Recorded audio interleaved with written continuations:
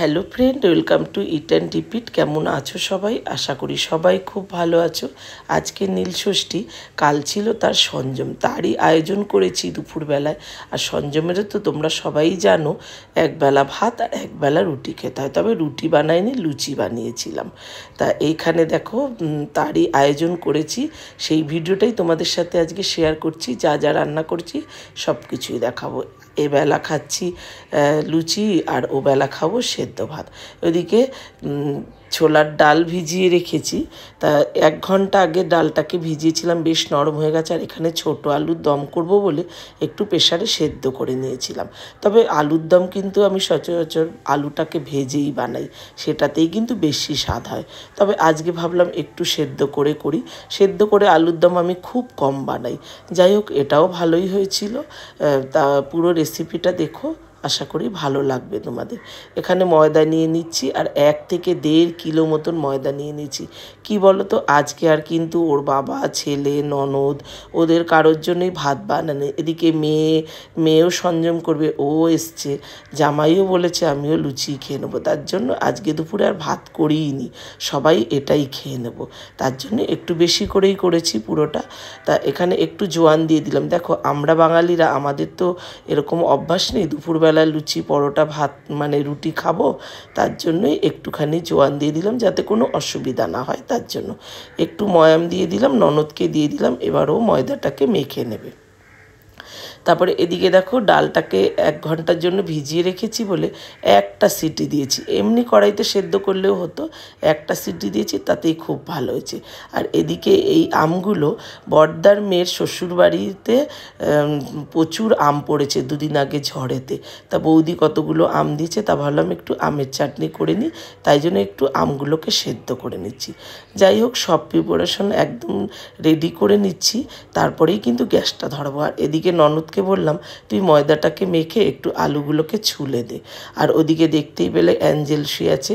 Angel খুব অসুস্থ ছিল গো, তার জন্য না ওর গায়ের পশমগুলোও পড়ে গেছে। যাই হোক, এবার চলে আসলাম রান্নার, গ্যাস জ্বালিয়ে রান্না শুরু করছি। প্রথমেই ডালটাকে ফোড়ন দিয়ে নেব। জিরে, শুকনো লঙ্কা, তেজপাতা ফোড়নে দিয়ে দিলাম সর্ষের তেলে, আর কিছুটা নারকেল কুচি দিয়ে দিলাম আগে। নারকেলটা একটু ভাজা ভাজা হলেই তারপরে এখানে আমি একটুখানি, এই যে যখন এরকম লাল লাল করে একটু ভাজা হবে, আর গ্যাসের ফ্লেমটা কিন্তু এই সময় লোতে রাখতে হবে, নারকেল খুব তাড়াতাড়ি কিন্তু জ্বলে ওঠে। তারপরে এখানে কিছুটা কাজু বাদাম একটু কুচি করে রেখেছি, তা সেটাও দিয়ে দিলাম। তা গ্যাসের ফ্লেমটা কিন্তু লোতেই রেখেছি, কাজু বাদামটাও ভাজা হয়ে গেছে। তারপরে এবার দিয়ে দিলাম কিছুটা কিশমিশ, 2 টুকরো করে নিয়েছি। কিশমিশটাকেও খুব বেশি নাড়াচাড়া দেব না, একটুখানি নাড়াচাড়া দিয়েই এখানে আমি দিয়ে দিচ্ছি আদা বাটা। আদা বাটা দিয়ে দেবো প্রায় 1 থেকে 1.5 চামচি দিয়ে দিয়েছি। আদা বাটার ভিডিওটা হয়তো স্কিপ হয়ে গেছে। তা এখানে একটু গুঁড়ো মশলা নিয়েছি, জিরে গুঁড়ো, একটু লঙ্কার গুঁড়ো আর হলুদ গুঁড়ো, এটা একটুখানি দিয়ে দিলাম। তারপরে একটুখানি না জল দিয়ে দেবো, যেহেতু গুঁড়ো মশলাটা দিয়েছি তো, তার জন্য একটুখানি জল দিয়ে কিন্তু একটু কষাতে হবে মশলাটাকে। গুঁড়ো মশলাটা একটু ভিজিয়ে রাখলে ভালো হয়, তবে আজকে আর ভেজাইনি, একদম ডাইরেক্ট দিলাম বলে একটুখানি জল দিয়ে কিন্তু মশলাটাকে কষিয়ে নিচ্ছি। তাই এদিকে মশলাটা কষানো হয়ে গেল, দিয়ে দিলাম 2 থেকে 3 চামচি মতন চিনি। আর এই দেখো, ছোলার ডালটা একটু মিষ্টি মিষ্টি হলেই ভালো লাগে না, তা এই জন্য চিনি দিয়ে একটু কষিয়ে নিলাম। তারপরে এই যে প্রেশার কুকারে ডাল সেদ্ধটা দিয়ে দিলাম, একদম ওর মধ্যেই যতটুকু জল ছিল সেইটুকু জলেই কিন্তু হয়ে গেছে। একটু ফুটে উঠলেই তারপরে এদিকে দেখো, এখানে নিয়ে নিলাম আমি 2খানা মেরি বিস্কুট। জানো তো, এই মেরি বিস্কুটটা এই যে গুঁড়ো করে নিয়েছি, এটা দিয়ে দিলাম লাস্টে। আর এইটা দিলে থিকনেসটাও খুব ভালো হয়, আর খেতেও কিন্তু খুব ভালো হয়। এর আগের ভিডিওতে আমার চানার ভিডিওটা দেখেছো, সেটাতেও দিয়েছি। এই চানা বা ছোলার ডাল, এটাতে এই বিস্কুটের গুঁড়োটা লাস্টে একটু দেখবে খুব ভালো হয়। একবার বানিয়ে দেখো আমার কথা শুনে। তারপরে দেখো, এবার কিন্তু হয়ে গেল সম্পূর্ণ। ডালটা এইটুকুই থাক, ঠান্ডা হলে অনেকটা ঘন হয়ে যাবে। সবশেষে দিয়ে দিলাম একটু গুঁড়ো গরম মশলা আর 1 চামচি ঘি। ব্যাস, এবার কিন্তু আমার ডালটা কমপ্লিট হয়ে গেল রান্না।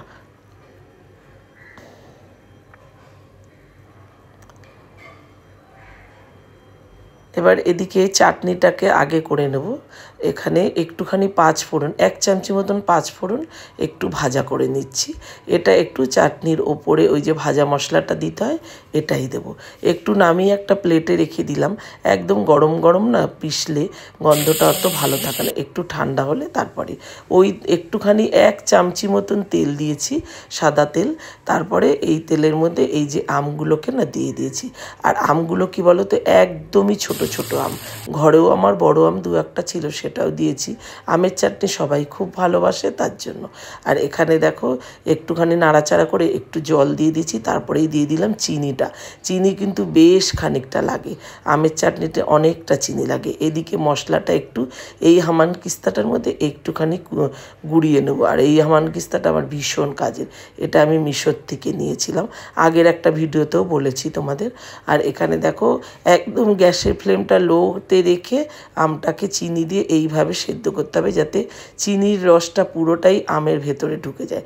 দেখতেই পাচ্ছ খুব সুন্দরভাবে একদম আমের ভেতরে ঢুকে গেছে। এইবার আমি গ্যাসটাকে বাড়িয়ে দিয়েছি। এবার গ্যাসটাকে বাড়িয়ে দেওয়াতে চিনির ওপরে একটুখানি দেখবে একটু কালচে কালচে, তারপরে আমের ইটা একটু কালচে কালচে থাকে, ফেনা ফেনা, সেটা তুলে ফেলে দিয়েছি। সবশেষে একটুখানি ভাজা মশলাটাকে ছিটিয়ে দিয়ে এই যে নামিয়ে নিচ্ছি। লাস্টে নামিয়ে আবারও ওপর থেকে একটুখানি ভাজা মশলা কিন্তু ছিটিয়ে দেবো। একটু ঝোল ঝোল করে রেখেছি। আমার আবার চাটনির মধ্যে এই আমটার থেকে আমি ওই যে ঝোলটা সেটাই একটুখানি, আমি চাটনি খুব একটা ভালোবাসি না, 1 চামচি মতন নিয়ে ওটাই একটুখানি খাই। তাই এদিকে চাটনিটাও হয়ে গেল। তারপরে এখানে আমি ভাজা মশলার আলুর দম করবো বলে এখানে ধনে নিয়েছি প্রায় 2 চামচি মতন, আর জিরে নিয়েছি 1 চামচি। ধনেটা বেশি দিলেই ভালো লাগে। একটা তেজপাতা, 4টে মতন শুকনো লঙ্কা দিয়েছি। একটুখানি হালকা ভাজা করে যখন একটু গন্ধ ছাড়বে, দেখবে ভাজার একটা সুন্দর গন্ধ, তখনই কিন্তু এটা নামিয়ে একটা প্লেটে আবারও ঢেলে নেব। একটু ঠান্ডা হলে তারপরে মিক্সিতে দিয়ে একটু গুঁড়ো করে নেব। বারবার বলছি এই মশলাটা না একটু কিন্তু আলাদা করে নামিয়ে নেবে, ঠান্ডা হওয়ার পরেই কিন্তু মশলাটাকে গুঁড়ো করবে। তারপরে কড়াইতে দিয়ে দিলাম সর্ষের তেল, আর দিয়ে দিলাম হলুদ আর নুন দিয়ে সঙ্গে সঙ্গে, হলুদটা যাতে পুড়ে না যায়, একদম সঙ্গে সঙ্গে আলুটাকে কিন্তু দিয়ে দিতে হবে। ওই যে বললাম যে সেদ্ধ করে তো আমি অত করি না, কিন্তু ওই যে ভাজা করিনি বলে মনটা যেন ভালো লাগছে না, তাই জন্য এইভাবে একটুখানি আলুগুলোকে ভাজা করে নিলাম। আর তাতে একটু নুনটাও ঢুকবে ভেতরে। সেদ্ধ আলু না রান্না করলে দেখবে ভেতরে যেন নুন ঢোকেনি এরকম একটা মনে হয়। তা যাই হোক, এইভাবে আমি একটুখানি আলুগুলোকে ভাজা ভাজা করে নিলাম। অল্প অল্প করে ভাজা করে নিলেও ভালো হতো, তবে আজকে অনেকটা বেলা হয়ে গেছে। ওদিকে মেয়েও বাবুকে নিয়ে চলে এসছে, মেয়ে বাবুকে বাড়ির থেকে খাইয়েই নিয়ে এসছে। ও তো মাছ ভাত খায়, তাই ওকে খাইয়ে নিয়ে এসছে। আজকে আর আমি বাবুর খাবার এখানে কিছুই করিনি। তো ওদিকে আলুটা ভাজা হয়ে গেলো, সবটা তুলে নিলাম। আবারও একটু সর্ষের তেল দিয়ে এখানে কাশ্মীরি লঙ্কার গুঁড়ো, ঝাল লঙ্কার গুঁড়ো আর চিনি একসাথে দিয়ে দিলাম। এটার মধ্যে হলুদ দিলেও ভালো হতো, তেলের মধ্যে এইগুলো দিলে তাতে কালারটা খুব সুন্দর আসে, তাই জন্য দিলাম। হলুদটা দিতে আগে ভুলে গেছিলাম, তাই জন্য তোমরা দিলে কিন্তু ওই লঙ্কার গুঁড়োর সাথে হলুদটাও দেবে। তারপর এখানে আদা আর টমেটো পেস্ট করে রেখেছি, সেটাকে দিয়ে দিলাম। দিয়ে একটুখানি কষিয়ে নেব, খুব ভালো করে একটু কষিয়ে নিতে হবে যখন তেল ছাড়বে। তারপরে এই যে দেখো, এবার দিয়ে দিলাম হলুদটাকে এবার দিলাম। তারপরে এখানে আবারও নেড়েচেড়ে একটুখানি জল দিয়ে দিলাম। নুনটাও দিয়েছি অল্প, কিন্তু নুনটা যদি পরে আরও লাগে আবারও দিতে হবে, কেননা আমি ওই আলুটা ভাজার সময় তো বেশ খানিকটা নুন দিয়েছি, আর এটা যেহেতু লুচি বা রুটির সাথে খাওয়া হবে, নুনটা একটু বুঝেই দিতে হবে। মশলাটা কষানো হয়ে গেলে আলুগুলোকে দিয়ে দিয়েছি, একটু নাড়াচাড়া করে ওই যে ভাজা মশলাটাকে এবার দিয়ে দিলাম। তারপরে এই আলুর দমটা কিন্তু খুব তাড়াতাড়ি হয়ে যায়। ভাজা মশলার আলুর দম লুচি দিয়ে ভীষণ ভালো হয় খেতে। মাখো মাখো করেও করতে পারো, আর একটু ঝোল রাখলেও ওই ঝোলটাই খুব ভালো লাগে। আমার ছেলে আবার আলুর তরকারি বলো, আলুর দম বলো, ও রুটি পরোটা খাওয়ার সময় আগে ঝোলটাই চায়। ও আলুটাও তো ভালোবাসে না, খালি বলবে মা ঝোল দাও। তার জন্য একটু ঝোল ঝোল করেই রাখলাম, তবে মাখো মাখো করে করলেও কিন্তু খুব ভালো হয়। জল দিয়ে বেশ ফুটে এসছে দেখো, এবার কিন্তু মোটামুটি আলুর দমটা হয়ে গেছে, অনেকটা পরিমাণে করেছি, যেহেতু সবাই মিলে খাবে তো তার জন্য। এদিকে আলুর দমটাও কিন্তু হয়ে গেছে, খুব সুন্দর হয় ভাজা মশলার আলুর দম। তারপরে হয়ে গেল, তারপরে সকালে একবার স্নান করে নিয়েছি, আবারও প্রচণ্ড গরম লেগে গেছে, স্নান টান করে এসেছি। এদিকে লুচিগুলো আমার বড় বৌদি একটু বেলে দিচ্ছে, লুচিগুলো বেলে দিল। এদিকে লুচিও ভাজা করে নিচ্ছি। আর বড় বৌদি মেজো বৌদি সবাই তো সংযম করে, তাই জন্য ওদেরও বলেছি আমার ঘরেই খেয়ে নিও। তাই বড় বৌদি লুচি বেলে দিচ্ছিল, আমি ভাজা করে নিচ্ছিলাম, আর মেয়ে ওদিকে পরিবেশন করছিল সবাইকে। সব কিছু নামিয়ে কি কি রান্না করেছি সেটাও এক ঝলক দেখিয়ে দিলাম তোমাদের। এবার চলো পরিবেশন করে তারপরে আমরাও একটু এই নীল পুজোর সংযমের সেবা করব। তাহলে আজকের এই ভিডিওটা তোমাদের কেমন লাগলো বন্ধুরা অবশ্যই কমেন্টে জানিও। ভালো লাগলে লাইক শেয়ার করে দিও, চ্যানেলটাকে অবশ্যই সাবস্ক্রাইব করে দিও। আর যদি ভালো লাগে সাবস্ক্রাইব করে দিও, আর ফেসবুক থেকে দেখলে পেজটিকে ফলো করে আমার পাশে থেকো। তাহলে চলো লুচিগুলোকে বারবার করে লুচি ভাজার ভিডিওটা দেখাচ্ছি, একটু মানে ফুলছে তো সেটাই তোমাদের দেখাচ্ছি। তাহলে চলো কেমন লাগলো জানিও। আজ আসি, ভালো থেকো সবাই, সুস্থ থেকো, সাবধানে থাকো। আর নীল পুজোতে তোমরাও কেমন কাটালে অবশ্যই কমেন্টে একবার জানিও।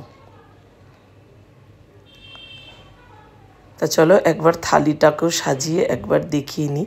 থালিটার ভিডিওটা কালকে আমি শর্টে ছেড়েছি, তা কালকে দুপুরবেলা খাওয়া দাওয়ার পরেই একবার ছেড়েছিলাম এই ভিডিওটাও। তা তখনই বলেছিলাম আমি বড় ভিডিওটা ছাড়বো আজকে, তাই আজকের এই ভিডিওটা কিন্তু তোমরা দেখো। আর ফেসবুকে তো বড় ভিডিও ছাড়তে পারি না সেটাও বলেছি, ফেসবুকে শর্ট ভিডিওটাই ছেড়েছি। আর তাহলে কেমন লাগলো, তাহলে চলো আজ আসি। সবাই ভালো থেকো, সুস্থ থেকো, সাবধানে থেকো। আবার আসবো অন্য কোনো রেসিপি নিয়ে, আর না হলে অন্য কোনো ভিডিও নিয়ে। কেমন লাগলো থালিটা কমেন্টে জানো। আজ আসি, টাটা।